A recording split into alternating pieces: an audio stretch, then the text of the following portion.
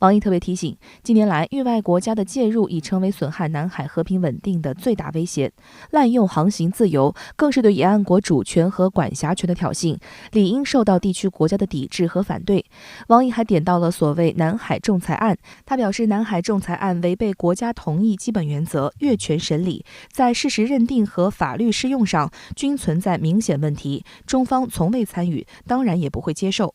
南海已成为美国拉拢盟友、秀肌肉、表忠心的场所，这些国家与美国的步调并不一致。近日，英国皇家海军伊丽莎白女王号航母编队进入南海海域，但高调来低调走，并未进入敏感水域。而德国巴伐利亚号护卫舰也于本周启程前来亚太，计划穿行南海，但行前就表明不会进入敏感水域，不会航经台湾海峡，还争取停靠上海港。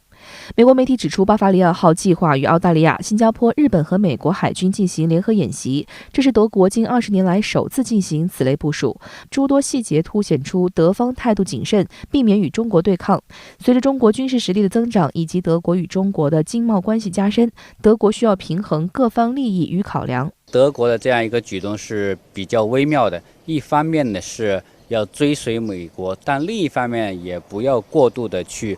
刺激中国，因为毕竟南海地区呢是一个敏感的地区，所以我们可以看到呢，那么德国在这两方面如何去平衡，包括不过多的去挑衅这个中国在南海地区的这样一个主权的一个主张。此外，印度海军也宣布将派遣4艘军舰前往南海等西太平洋海域，计划与越南、菲律宾、马来西亚、新加坡、印度尼西亚和澳大利亚这6国海军举行双边演习。此外，该编队还将在关岛附近与美国、日本、澳大利亚共同参加马拉巴尔2021联合军演。拜登上台后继承了特朗普的印太战略遗产。上个月，美国国防部长奥斯汀访问东南亚国家时表示，希望美国的朋友们保持在地区内的进攻态势。分析认为，美国试图在地区内打造不同层级的盟友关系，着力修补和巩固美国在印太地区的所谓主导地位。也有意见南海问题挑拨中国与这些近邻国家的关系，进而达到削弱中国影响力的目的。那么印度呢？多年来也是要推进我们印度叫东进战略，实际上就是要把印度的这个势力范围或者印度的这样一个利益延伸到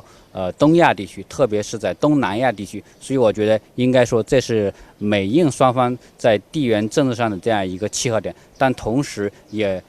加剧了这个南海地区的这样一个紧张的局势，所以我们要对此保持这样一个高度的警惕。需要指出的是，美国已经多年战略上忽略东南亚，前总统特朗普甚至多年拒绝派高级别官员出席东盟会议。拜登政府上台的前半年也没有明显关心东南亚，但现在突然关心起来。深圳卫视注意到，美国无事献殷勤，并未引起东南亚国家的迎合。周五晚的东盟地区论坛外长会上，外长们就呼吁保持南海和平稳定，强调不能搞地缘对抗和分裂对立，不希望地区国家被迫选边站队左右为难，不希望本地区成为大国博弈的角力场。俄罗斯独立报指出，美国将东盟视为对抗中国的支柱，但他们其实不愿依赖美国，也不愿在中美间选边站队。几乎所有国家都对中美对抗的激化感到不适。统计显示，2020年东盟已成为中国的第1大贸易伙伴，贸易额达4.74万亿元人民币。一些东南亚国家积极参与了“一带一路”倡议，并从中获益。中国积极参与了东盟发起的 RCEP， 这也是实现东盟定下的2030年前成为全球第4大经济体目标的关键一环。新加坡海峡时报曾发文称，2008年亚洲金融危机时，中国出手相助，让所有东南亚国家受惠，这是东盟国家的共同记忆。新加坡总理李显龙在美国副总统哈里斯访问前夕表态，对哈里斯画红线，被外界解读为在东盟国家中具有风向标意义。李显龙周二在视频出席美国阿斯彭安全论坛时，公开呼吁美国调整对华心态，缓和两国关系。李显龙表示，拜登政府希望与中国开展竞争，但是将竞争对手视为对手还是敌手，其中存在一条非常微妙的界限。然而，在对华强硬成为美国两党共识时，这条界限极易走歪。他提到，包括美国盟友在内的许多国家仍希望两国关系的恶化能够得到遏制。When all of the countries in Asia and many of the countries in Europe have China as their biggest trading partner and America as a very major friend and sometimes ally, To have a bifurcation means you've got to split down the middle of many societies, which I think is going to be very hard. So in this situation, I would say to both, pause, think carefully before you fast forward. It's very dangerous. No good outcome can arise from a conflict. It's vital for the US and China to strive to engage each other to head off a clash, which would be disastrous for both sides and the world. 好，新闻马上来连线特约评论员张思南，张先生你好。自7月以来，美国的驱逐舰、英国的航空母舰，甚至是德国的护卫舰，纷纷穿航或者计划穿航南海。与此同时，法国、澳大利亚、日本、印度也加大了在南海附近水域的部署。那您对此作何评价呢？主持人好，首先我们有必要弄清楚，域外国家为何执着于派遣军舰穿越南海，以及域内国家对此又有着怎样复杂的心理。这些军舰或打着航行自由的旗号，或以无害通过为理由，但它们本质上都是为了将南海的区域秩序问题域外化。就地缘战略角度而言，南海连接太平洋和印度洋，是东北亚和东南亚国家经贸与能源的安全命脉。在美国和其盟友看来，控制南海就可以有效制衡亚洲各新兴经济体的崛起。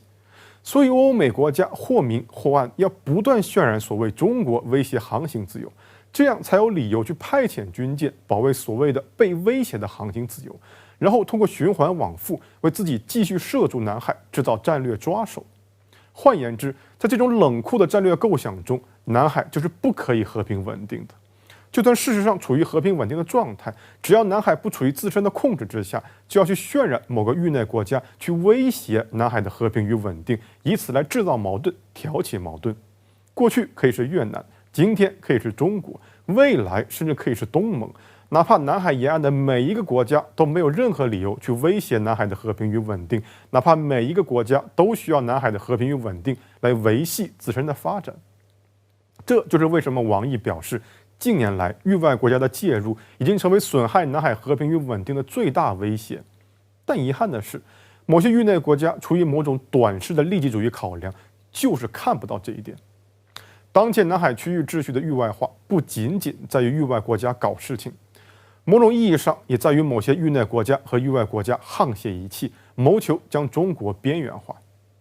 国与国之间是平等的，但这并不代表国与国之间不存在客观上的国力与地位差异，以及由此所带来的话语权的不同。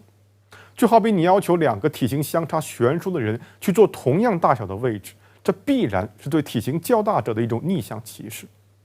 对于某些域内国家而言，因为不愿意看到中国在南海获得与其客观国力相匹配的影响力，就去附和所谓不区分域内域外国家的说法，甚至是为了去抵消中国的影响力而试图将域外国家引狼入室。正如王毅所言，这才是无视南海沿岸各国的正当合法权益，将南海问题复杂化，破坏地区国家之间来之不易的团结与合作。